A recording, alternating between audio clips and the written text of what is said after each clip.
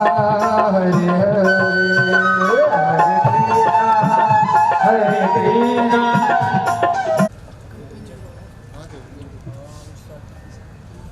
सहस्रशिखा पुरुषः सहस्राक्षा सहस्रपाद स भूमिः सत्पुष्पचतुष्पदशाङ्गो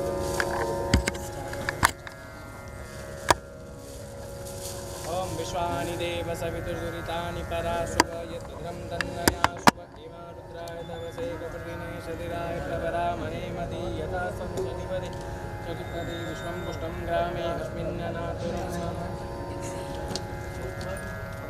एवं नाभ्या आसीनं दक्षं शेषणादौः समवतत पद्भ्यां भूमिदिशः श्रोत्रान् तथा लोकान् अकल्पयन्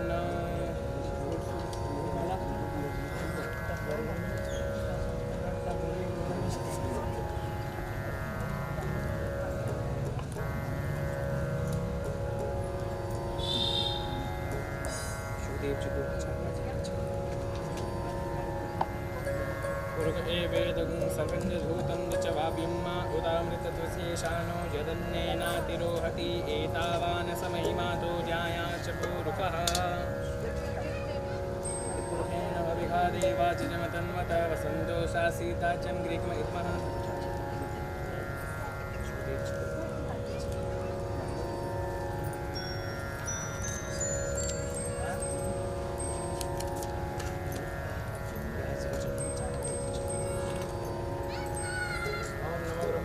गोब्राह्मणहिताय च जगताय कृष्णाय गोविन्दाय नमो नमः हरिः ओम् स्वस्ति न इन्द्रो वृद्धश्रवाः स्वस्ति नः पूषा विश्ववेदाः स्वस्ति न सार्क्ष्यम् अर्षणेमि स्वस्ति नो बृहस्पति ददातु बृहदश्यामरुतः विश्वातरः शुभन्दवानो विदते भुजमयः इन्द्रिकामयवः सूर्यचक्षुषो विश्वेनो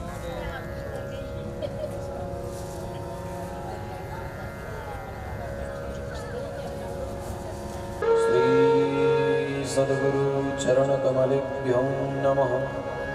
श्री आचार्य चरणकमलेभ्यो नमः। सर्वेभ्यो वैष्णवेभ्यो नमः। सर्वेभ्यो ब्राह्मणेभ्यो नमः। श्री वेदव्यासाय नमः। श्री शुकदेवाय नमः।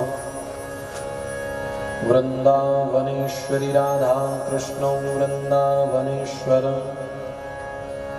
जीवने नित्यं श्री राधा कृष्णो गतिर्मम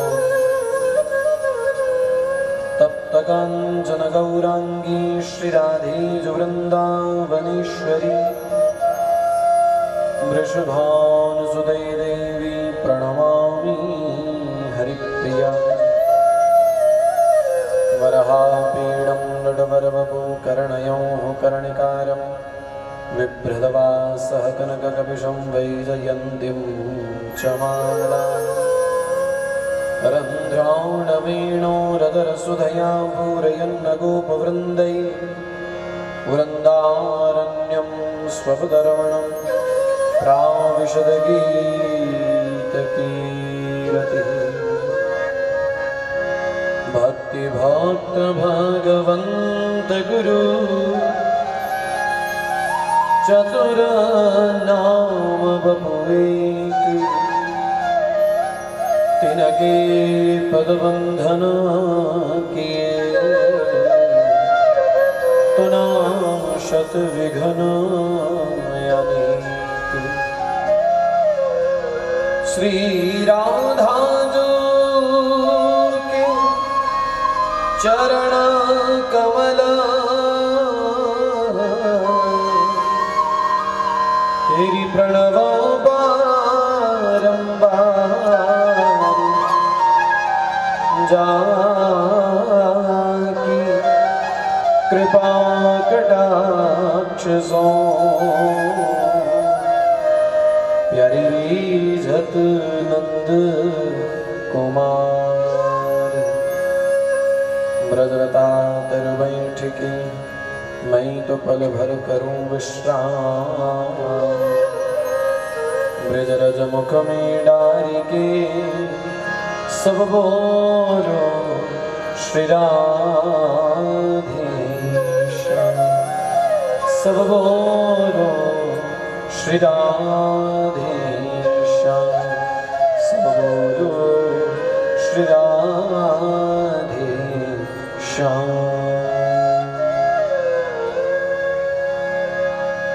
जय जय राधा वल्लभ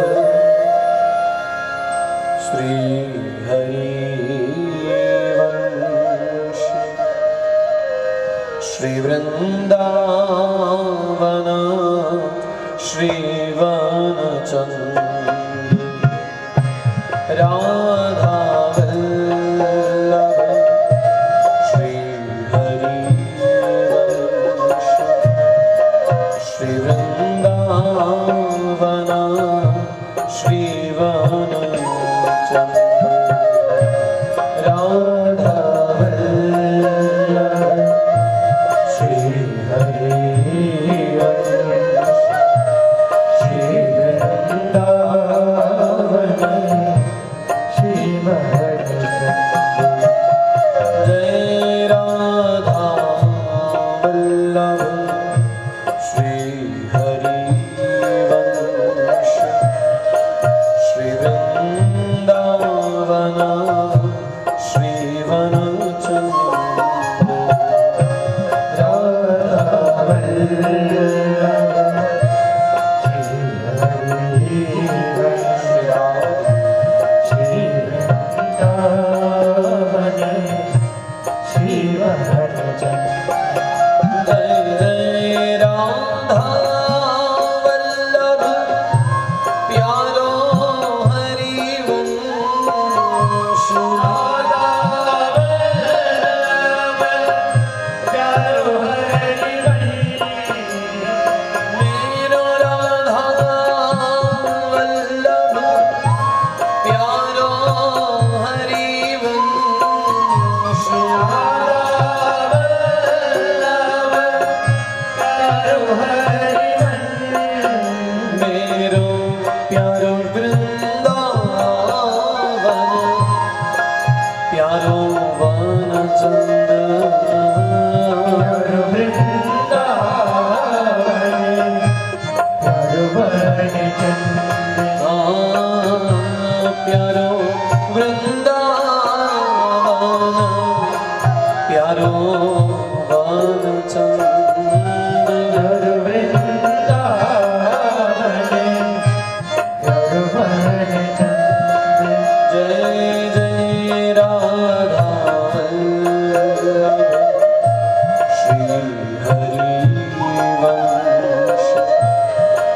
श्री वृंदावन श्री वनचंद्र राधा वल्लभ श्री हरिवंश, श्री वृंदावन श्री वनचंद्र। ओ जय जय राधा वल्लभ श्री हरिवंश, श्री वृंदावन श्री वनचंद्र राधा वल्लभ श्री हरिवंश, श्री वृंदावन श्री वनचंद्र। बैठी रहो कुंजन के कोना, बैठी रहो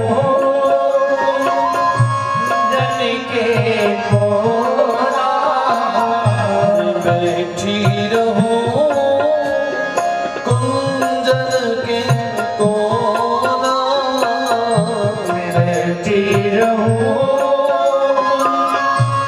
कुंजन के कोना। श्याम राधिका गाऊं प्यारी जो श्याम राधिका गाऊं,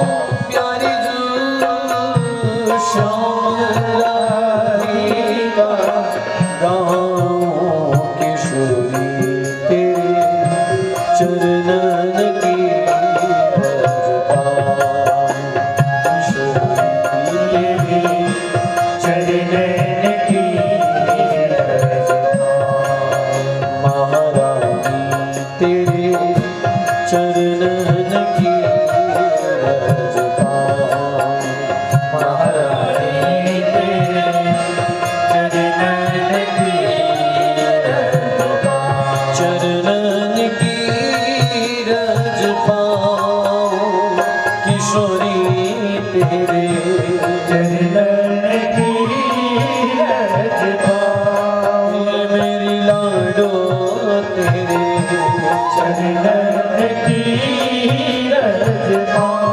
बैठी रहूं मैं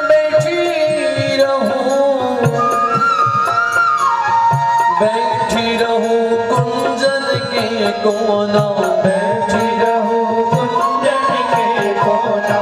बैठी रहूं कुंजन के कोना बैठी रहूं कुंजन के कोना। मैं बैठी रहूं कुंजन के कोना बैठी रहूं कुंजन के कोना। मैं बैठी रहूं कुंजन के कोना बैठी रहूं कुंजन के कोना। श्री श्यामा श्याम ही गाऊं प्यारी जो श्यामा श्याम ही गाऊं किशोरी तेरे चरणन की रज पाऊं।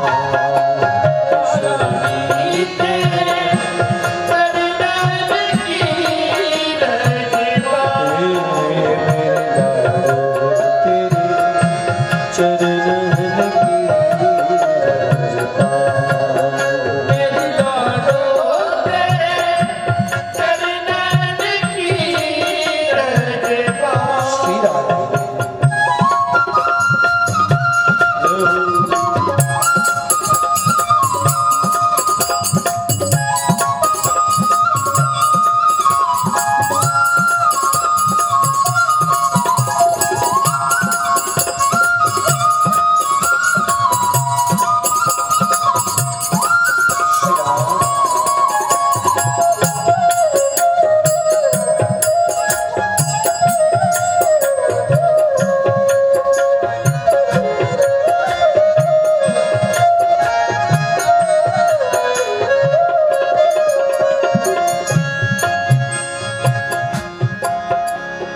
जो रज शिव सनकादिक पूजत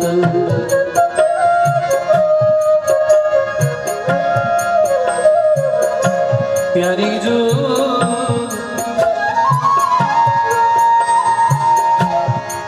लाडली श्री श्यामा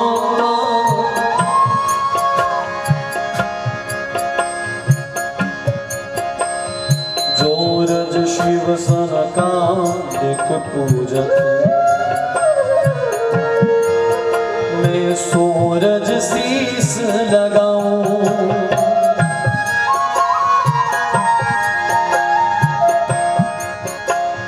जो रज शिव सनकादिक पूजत सूरज शीस लगाऊं व्यास स्वामिनी कीर्ति राधे मैं तो विमल विमल यश गाऊं मैं तो विमल विमल यश गाऊं मैं तो विमल विमल यश गाऊं मैं तो उमग उमग यश गाऊं श्री राधा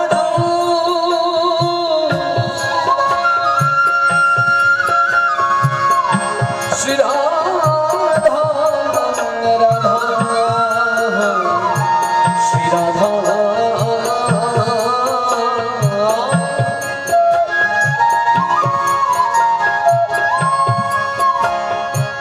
श्री राधा मोहे अपनी बस अपनी श्री राधा मोहे अपनी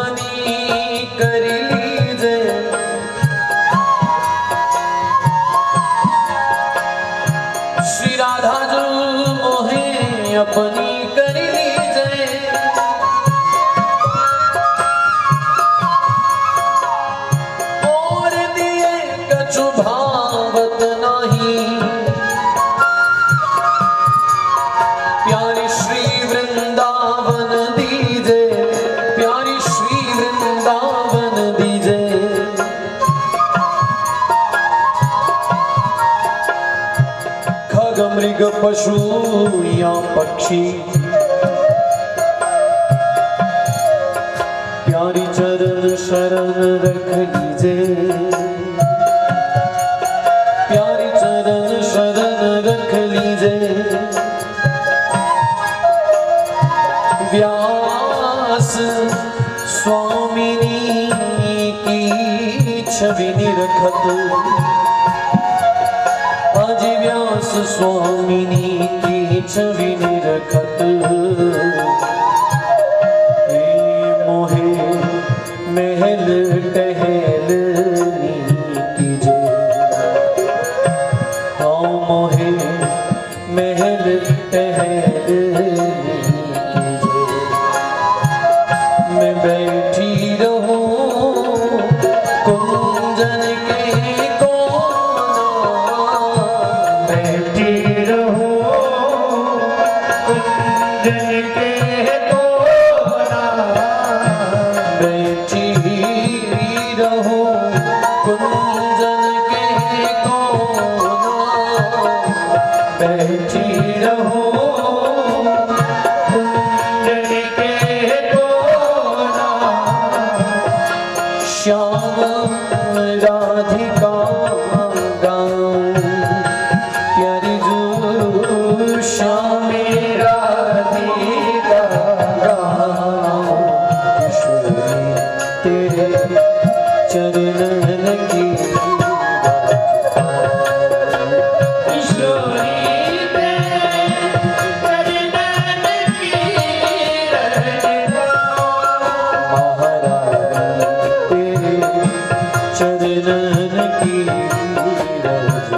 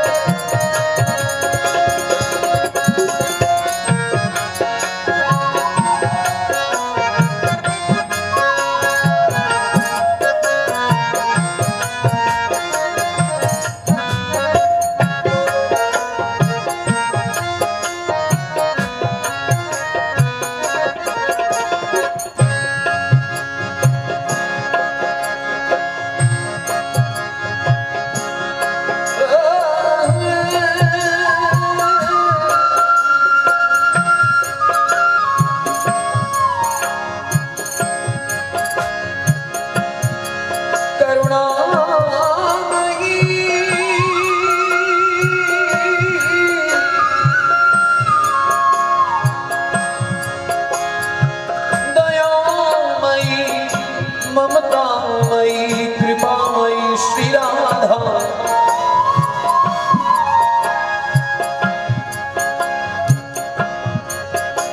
हे मम जीवन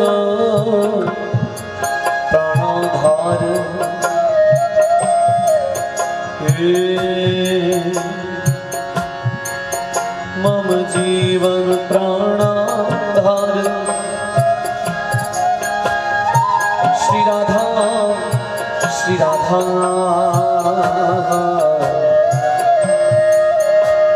श्री राधा,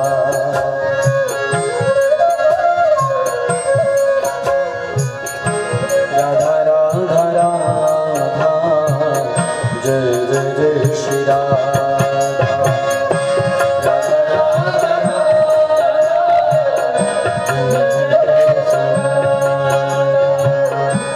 राधा राधा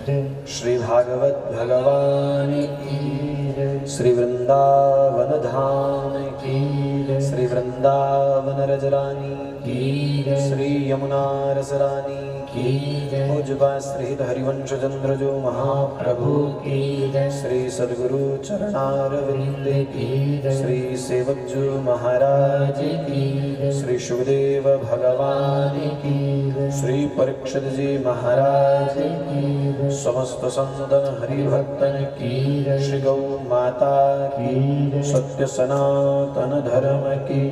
हरे कृष्ण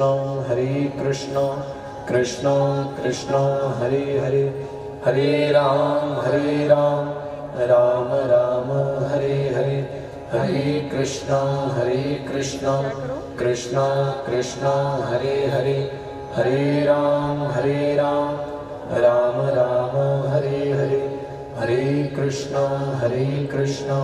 कृष्ण कृष्ण हरे हरे, हरे राम राम राम हरे हरे। श्री नाम भगवान की जय।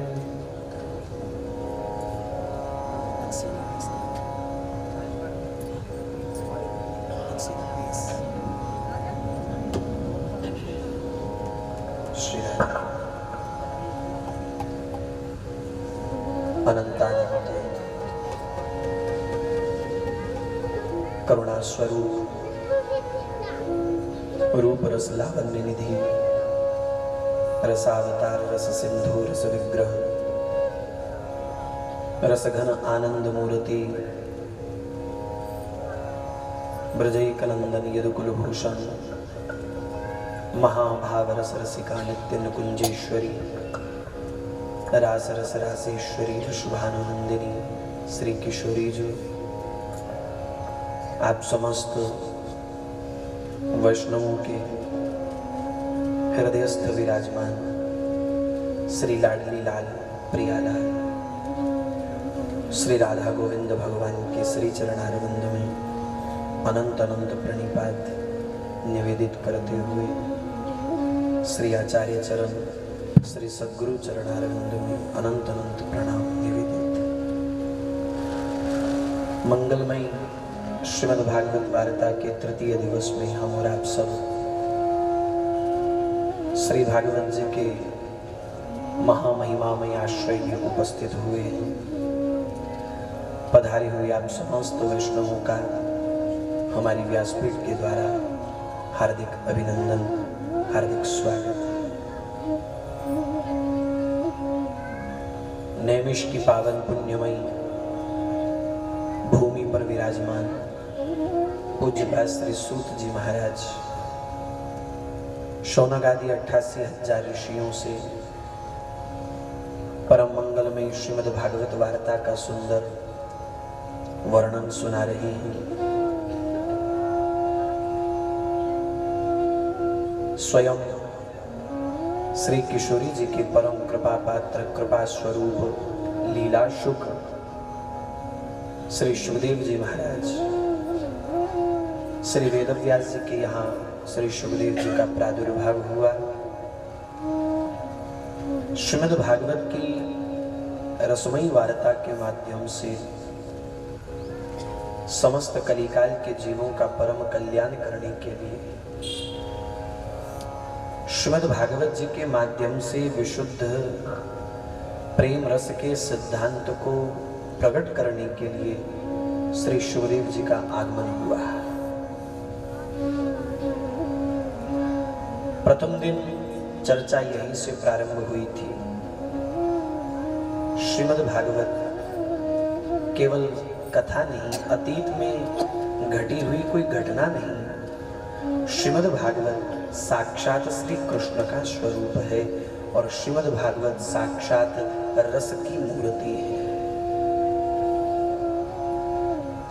प्रेम का सिद्धांत, विशुद्ध भक्ति का सिद्धांत, रस का सिद्धांत, इन्हीं प्रेममय सिद्धांतों को ही प्रकट करने के लिए स्वयं भगवान श्री कृष्ण श्रीमद् भागवत जी के स्वरूप में उपस्थित हुए हैं, अवस्थित हुए हैं और कलिकाल के जीवों का परम कल्याण करने के लिए ही श्री किशोरी जी के परम कृपा स्वरूप श्री सुखदेव जी महाराज श्री व्यास जी के घर में जन्म लेकर के पधारे और श्रीमद् भागवत की रसमयी चर्चा के माध्यम से समस्त कलिकाल के जीवों के परम कल्याण का मार्ग श्री सुखदेव जी ने प्रशस्त किया है।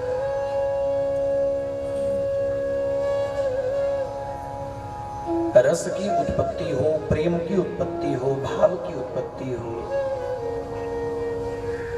और केवल उत्पन्न हो जाना ही पर्याप्त नहीं, पल प्रतिपल प्रतिक्षण हमारे हृदय में प्रकट हुए उस भाव में वृद्धि हो, उस भाव का संवर्धन हो। क्या है कि जल अगर रुक जाए तो वो कहीं ना कहीं दूषित होता है।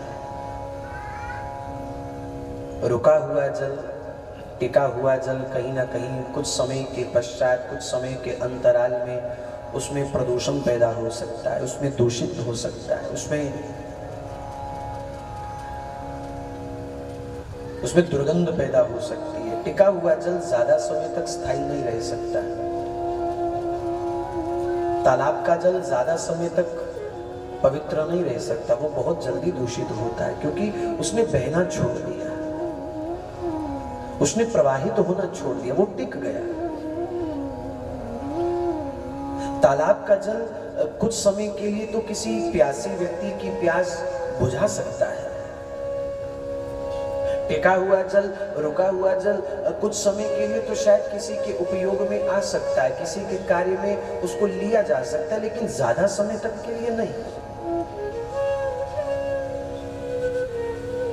तालाब का जल इसलिए सड़ने लगता क्योंकि उसने बहना छोड़ दिया, उसमें किसी प्रकार की वृद्धि नहीं हो पाती, इसलिए वो सड़ने लगता है, इसलिए उसमें दुर्गंध पैदा होने लगती है और कुछ समय के अंतराल के पश्चात वो टिका हुआ स्थिर जल किसी के उपयोग के लिए नहीं रह जाता।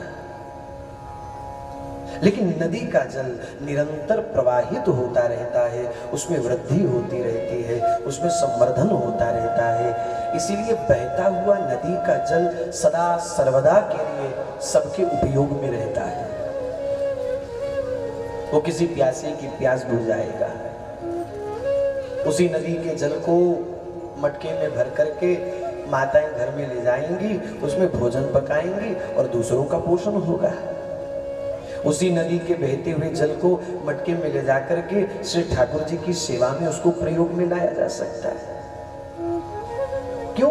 क्योंकि उसने बहना नहीं छोड़ा, उसने प्रवाह होना नहीं छोड़ा। उसी प्रकार हमारे हृदय में गुरु कृपा से, संत कृपा से, वैष्णव कृपा से भाव का जन्म हो, लेकिन भाव का जन्म हो जाना ही पर्याप्त नहीं है। वो तालाब की भांति अगर टिका रहा वहीं पर तो वो बहुत जल्दी दूषित हो सकता है, प्रदूषित हो सकता है। इसलिए उत्तरोत्तर समय समय पर प्रतिक्षण प्रति समय महापुरुषों की वाणी का आधार आश्रय लेकर के उस प्रकट हुए भाव में निरंतर वृद्धि होती रहे, उस भाव का निरंतर प्रवाह होता रहे। बहने वाला भाव, वृद्धि होने वाला भाव, संवर्धन होने वाला भाव तुम्हारे जीवन को भी आनंद देगा, तुम्हारे चित्त को भी आनंद देगा। और ऐसे विशुद्ध चित्त का संपर्क करने वाला कोई दूसरा सामान्य व्यक्ति भी तुम्हारे भाव का स्पर्श पा करके आनंदित होगा।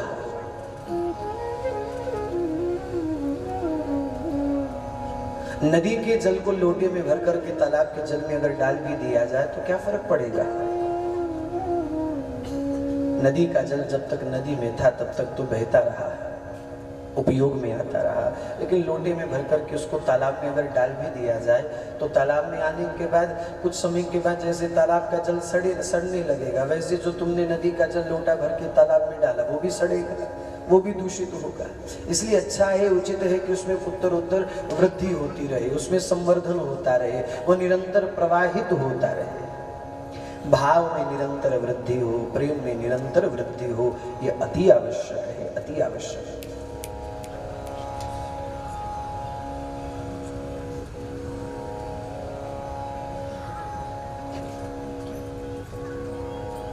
पूज्य जिसका भी उसको घर छोड़ के आया।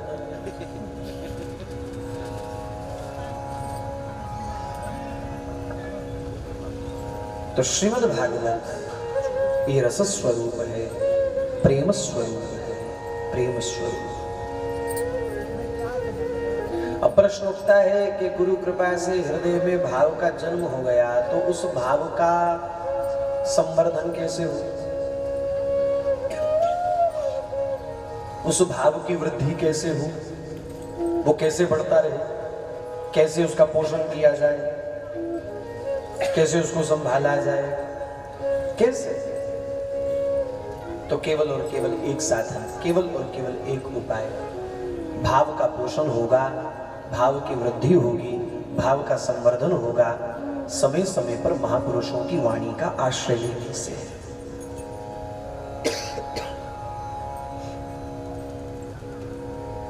समय समय पर महापुरुषों के चरणों का सानिध्य मिलता रहे, समय समय पर महापुरुषों के चरणों में बैठ करके महापुरुषों का सुंदर आशीष हमको प्राप्त होता रहे, सुंदर सदुपदेश हमको प्राप्त होता रहे, सत्संग के माध्यम से, कथा वार्ता आदि के माध्यम से। इसीलिए मानस की नवदा भक्ति के प्रथम सूत्र में राघव स्वयं अपने मुख से कहते हैं, प्रथम भगति संतन करी संगा देवी। मेरी कृपा को प्राप्त करने का पहला सूत्र, माने मेरे निकट रहने का पहला सूत्र, मेरे करीब रहने का पहला सूत्र है संतों का संग, वैष्णवों का संग, भक्तों का संग। संतों का संग क्या है? संतों की वाणी से जुड़ना। भक्तों का संग क्या है? भक्तों के चरित्र को अपने जीवन में आत्मसात करना, महापुरुषों की वाणी के साथ जुड़ जाना, महापुरुषों ने जो उपदेश दिया उसको जीवन में धारण करना, उसके साथ जुड़ जाना। यही संतों का संग है, यही भक्तों का संग है, यही वैष्णवों का संग है। इसलिए निवेदन केवल इतना ही है कि जब जब भी अवसर प्राप्त हो, महापुरुषों की सन्निधि को प्राप्त करने का उस अवसर को व्यर्थ न जाने दीजिए। जब जब अवसर प्राप्त हो कहीं सत्संग, कथा, वार्ता आदि में जाने का, उस अवसर को यूं ही व्यर्थ न जाने दीजिए। सत्संग से ही जीवन को जीने की कला तुमको मिलेगी। सत्संग ही तुमको सिखाएगा प्रेम क्या है, सत्संग ही तुमको सिखाएगा प्रेम में वृद्धि कैसे हो, भाव में वृद्धि कैसे हो, प्रभु से कैसे प्रेम किया जाए। सत्संग ही तुमको सिखाएगा कि जीवात्मा का संबंध परमात्मा से कैसे स्थापित हो, कैसे बने, कैसे प्रेम स्थापित हो, कैसे परस्पर उस प्रेम में वृद्धि हो, संवर्धन हो, उसका विस्तार हो, उसका पोषण हो। ये सब सत्संग से ही तुमको मिलेगा। आप ही लोगों से सुना है, प्रायः माताएं भजन गाती हैं और बड़ा प्रचारित और बड़ा प्रसारित भजन है। अक्सर माताएं आप सब लोग गाते होंगे कि सांवरे से मिलने का सत्संग ही बहाना है,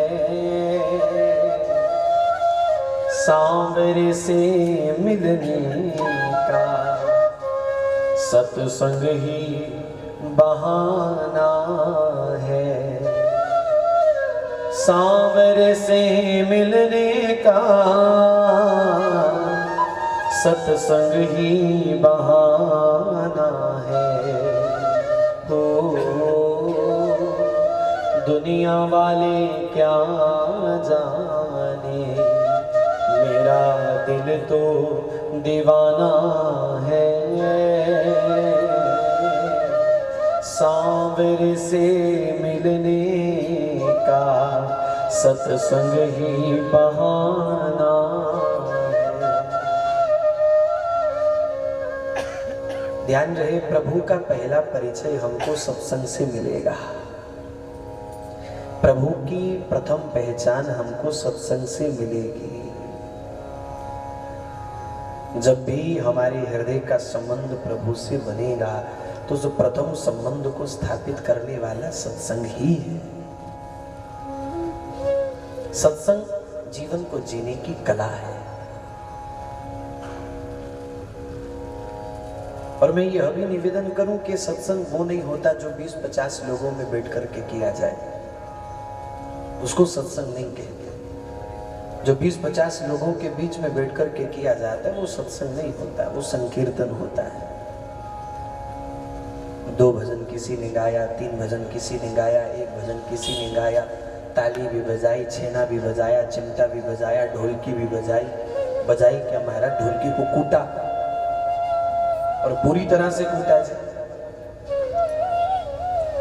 मुझे ये समझ में नहीं आता कि महिला मंडल वालों की ढोलकी हर 2 महीने में नई क्यों आती है।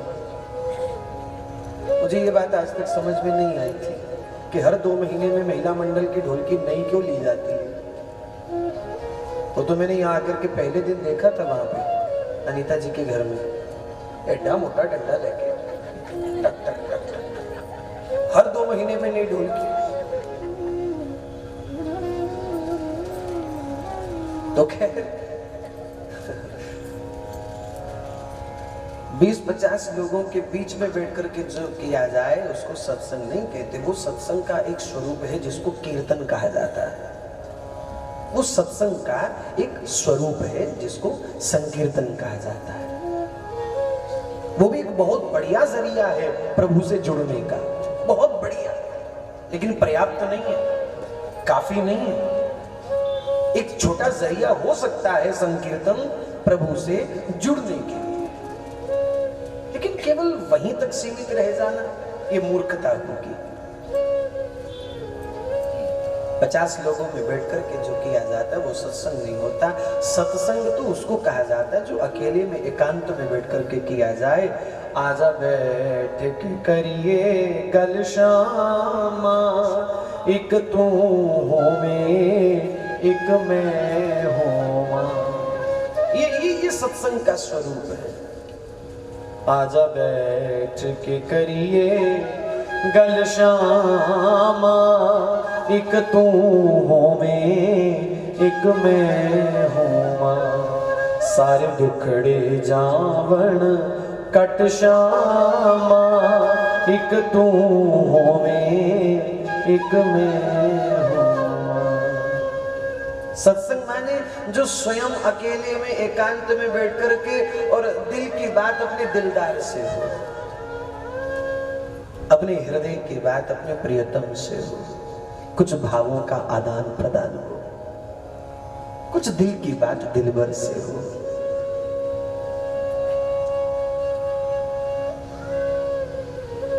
कुछ हाले दिल तुम अपना सुनाओ, कुछ उनके दिल के तुम जानने का प्रयास करो। और ये 50 लोगों के बीच में बैठ करके नहीं होगा अकेले। इसीलिए महापुरुषों ने समय समय पर हमको आज्ञा दी है कि कुछ समय एकांतवास किया करो, कुछ समय एकांत में रहा करो। एकांतवास होने पर उस प्रेम की, उस अनन्य भाव की एक सहज वृत्ति तुम्हारे भीतर पैदा होगी, एक सहज अनुभव तुम्हारे हृदय को होगा, सहज अनुभव।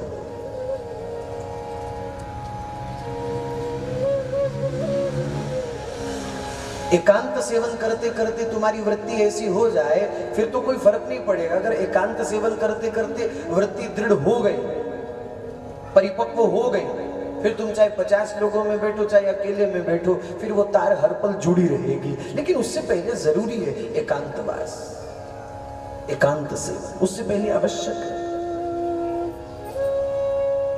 एकांत मिलेगा तो थोड़ा आत्ममंथन होगा, थोड़ा आत्मविचार होगा, कुछ स्वयं के दोष, कुछ स्वयं की कमियां, कौन सी ऐसी कमी है जीवन में, कौन से ऐसा दोष है जीवन में जो हमको इस प्रेम मार्ग पर आगे बढ़ने के लिए रोकती है, अवरोधक है। प्रभु के मिलन में जो रुकावट है, अपने अपने भीतर के उस दोष को पहचानना, अपने भीतर की उस कमी को पहचानना और पहचान करके उस कमी को दूर करना, उस दोष को दूर करना। कौन सा ऐसा अवरोधक है मुझ में और मेरे प्रभु के मध्य में जो रोक रहा है मुझे? और ये रुकावट अब की नहीं है, न जाने कितने जन्मों की। पुनरपि जन्मम पुनरपि मरणम पुनरपि जननी जठरे शयनम। न जाने ये यात्रा कब से चली आ रही है, कितने जन्मों से चली आ रही है। जन्मों जन्मों से एक अवरोधक है हमारे और प्रभु के मध्य में, लेकिन कभी भी उस अवरोधक को दूर करने का हमने प्रयास किया ही नहीं। वो जो बीच में कोई ऐसा पर्दा है, कोई बीच में ऐसा आवरण है, कोई बीच में ऐसी रुकावट है हमारी और प्रभु के मिलन में, कभी अपने जीवन की उस कमी को हमने पहचानने का प्रयास किया ही नहीं।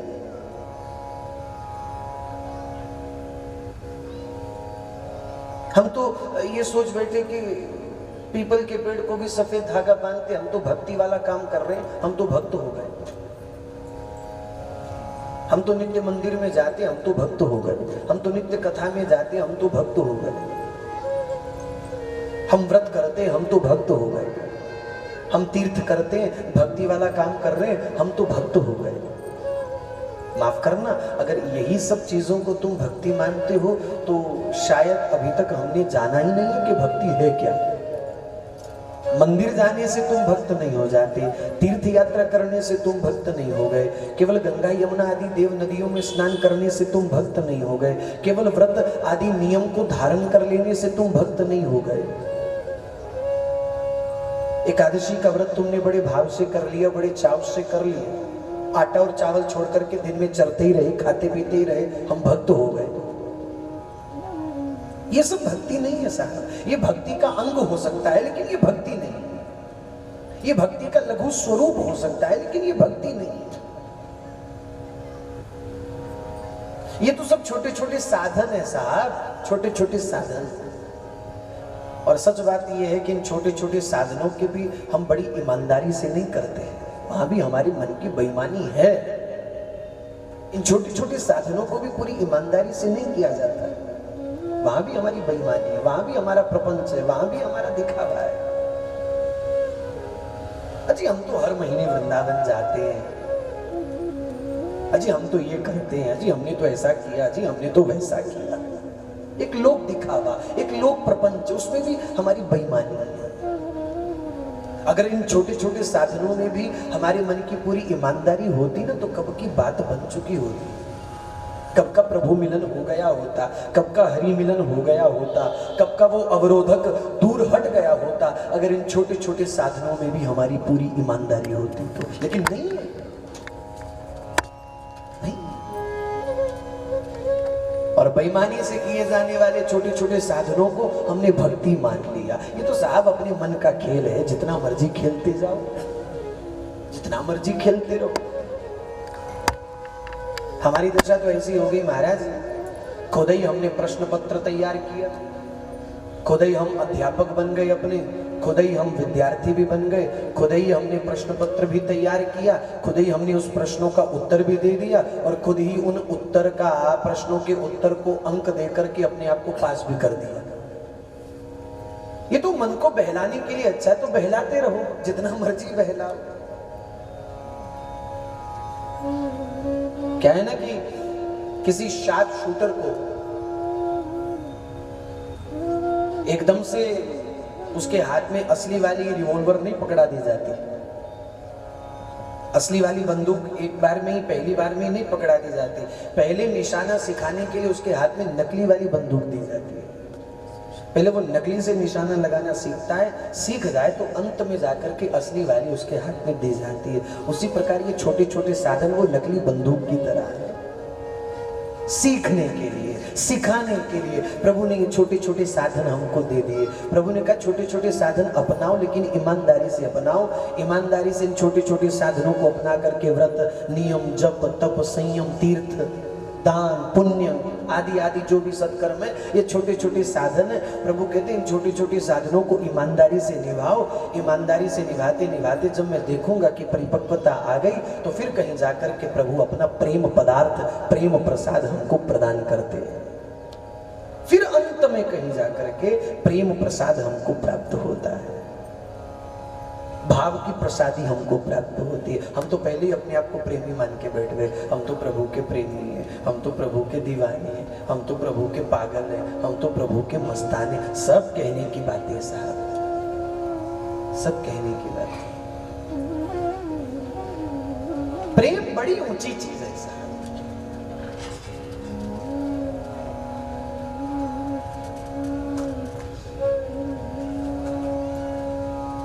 और यहाँ की एक प्रेम जगत की एक मर्यादा है कि यहाँ के रस सागर में तुम जितना डूबोगे गहराई में उतना ही शिखर को प्राप्त करोगे। अपने ने तो गहराई में डूबने का कभी प्रयास किया ही नहीं, सीधी छलांग लगा के शिखर पर पहुंचने का प्रयास है हमारा। यह डूब जाने वाला शिखर को प्राप्त करता है, ना कि छलांग लगा करके शिखर पर चढ़ने वाला उसको प्राप्त करेगा। बड़ा फिसलना मार्ग है साहब, हर पल में हर कदम में इस प्रेम के मार्ग पर फिसलने का डर है, फिसलने का भय है। ये चिकना मार्ग है, चिकना।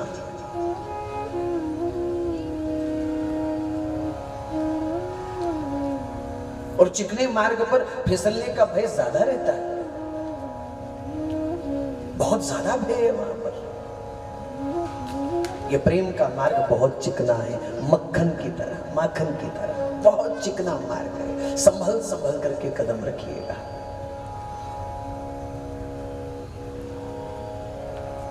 तो कभी कभी हम एक पंक्ति गुनगुनाया करते थे बहुत समय से, बड़ी देर के बाद पंक्ति याद आई। सयोनी पथ प्रेम दा औखा, कहना सौखा ते चलना औखा। ओ ता मिलदा आप गवा के, ओ ता मिलदा आप गवा के, मन मोलिया कुंडला वाले ने, मन मोलिया हारा वाले ने। ये छोटे छोटे शब्द हमको बहुत कुछ सिखा जाते हैं, बहुत कुछ। सीखने का हुनर अगर हो तो बहुत कुछ सीखा जा सकता है, सीखने की उमंग अगर भीतर हो तो बहुत कुछ हासिल किया जा सकता है, बहुत कुछ प्राप्त किया जा सकता है। नहीं सीखना तो चाहे साधन सामने बैठे हों, साधन सामने पड़े हुए हों, फिर भी वहां से कुछ हासिल नहीं किया जा सकता। सीखने की उमंग, कुछ पाने की चाह, कुछ पाने की ललक। अगर ललक ही नहीं, पूज्य गुरुदेव कहा करते कि लोभी हो जाओ, लोभी।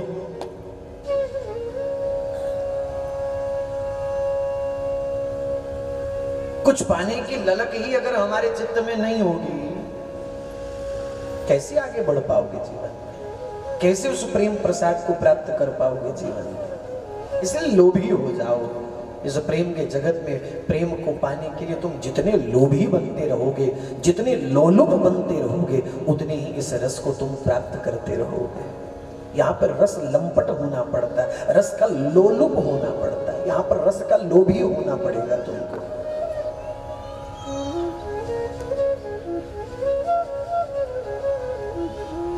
भागवत उस विशुद्ध प्रेम के सिद्धांत को प्रकट करती है। इसलिए भागवत केवल कथा नहीं है, अतीत में घटी हुई कोई घटना नहीं है। ये तो प्रभु का दिया हुआ प्रेम प्रसाद है, प्रेम स्वरूप है। स्वयं प्रभु अपने प्रेम का प्रसाद बांटने के लिए श्री भागवत जी के स्वरूप में अवस्थित हुए हैं, स्वयं भगवान।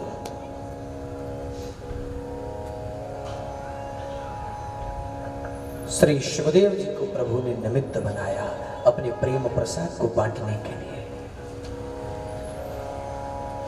सुखदेव जी स्वयं भागवत रूप हो गए।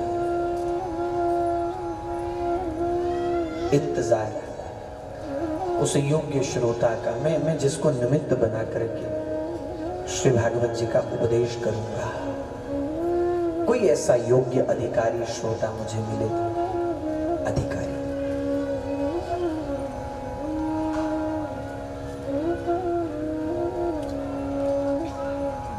श्री सुखदेव जी का इंतजार कर्मयोगी सम्राट राजा परीक्षित पर जाकर के समाप्त हुआ। श्री सूत जी महाराज ने शौनक ऋषियों से महाराज परीक्षित के चरित्र का सुंदर गायन किया। परीक्षितो अथ राजर्षि जन्म कर्म विलापनम, संस्थां च पांडुपुत्राणां वक्षै कृष्णं कथोदयम्।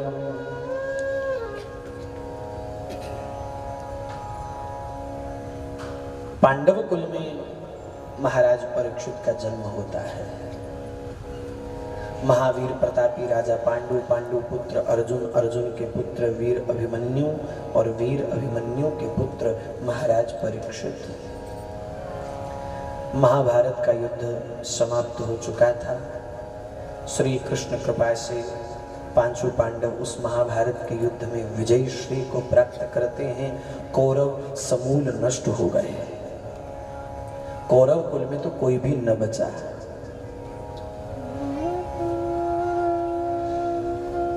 दुर्योधन कुरुक्षेत्र की युद्ध भूमि पर पीड़ा से चिल्ला रहा था। कंठ प्राण पहुंचे हुए, तड़प रहा है, व्याकुल है, रो रहा है।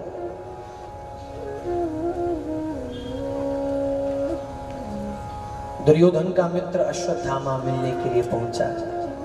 अश्वत्थामा गुरु द्रोणाचार्य का पुत्र है, मिलने के लिए पहुंचा।